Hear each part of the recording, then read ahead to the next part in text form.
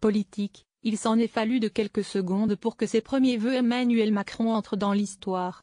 Avec une allocution de 17 minutes à retrouver en intégralité en tête d'article, le chef de l'État était tout près de dépasser le général de Gaulle et ses 18 minutes en 1961. Long, ce rendez-vous traditionnel n'a pas détonné par la forme.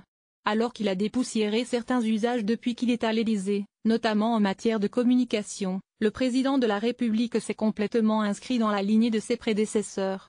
Assis, seul à son bureau du salon d'angle de l'Élysée avec les jardins du palais en arrière-fond, Emmanuel Macron n'a pas révolutionné le moment comme Valéry Giscard d'Estaing l'avait fait en 1974 quand il était venu accompagné de son épouse. Sur le fond, non plus, le plus jeune président de la Ve République n'a pas bousculé les traditions. Il s'est même gardé de toute promesse de court terme comme François Hollande l'avait fait sur le chômage le 31 décembre 2012. Emmanuel Macron a seulement formulé des vœux généraux pour l'année à venir. Les transformations se poursuivront. Revenant rapidement sur celles qui s'achèvent, il a qualifié 2017 d'année du choix des Français. Je me suis attaché à faire ce à quoi je m'étais engagé, a-t-il affirmé sans s'attarder en détail sur les réformes adoptées. Tout juste a-t-il évoqué la transformation en profondeur de notre vie politique.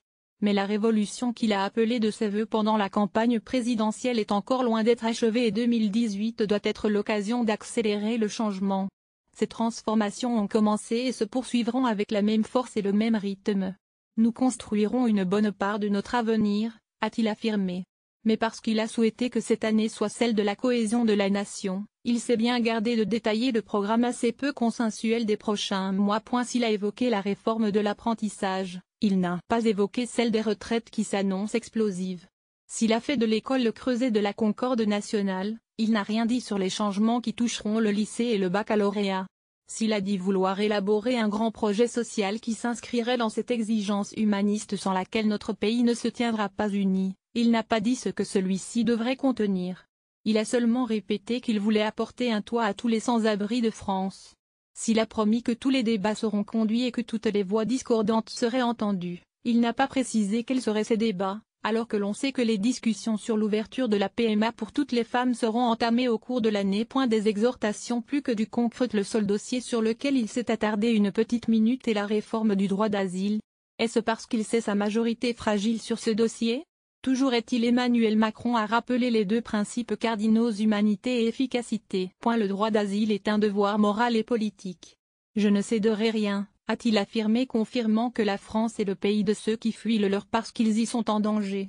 Mais il a aussi répété qu'il fallait de la rigueur avec des règles simples et que celles-ci soient respectées. Avant de conclure, le président de la République a assuré que l'État prendrait sa part pour rendre la France plus forte et plus juste. Il a surtout appelé les Français à se mobiliser pour leur pays et pour réformer l'Union européenne. Demandez-vous chaque matin ce que vous pouvez faire pour votre pays. Nous sommes capables de l'exceptionnel, a-t-il lancé dans une forme d'exhortation qui rappelait ses discours de campagne. Ceux qui attendaient du concret en sauront pour leurs frais. Lire aussi, Keyes, êtes-vous incollable sur les vœux présidentiels ? Avant Macron, d'où les présidents de la République ont-ils adressé leurs vœux ? Blog, une année, 3 transformations, par Benjamin Griveaux. Savoir également sur le HuffPost. Envoyer une correction.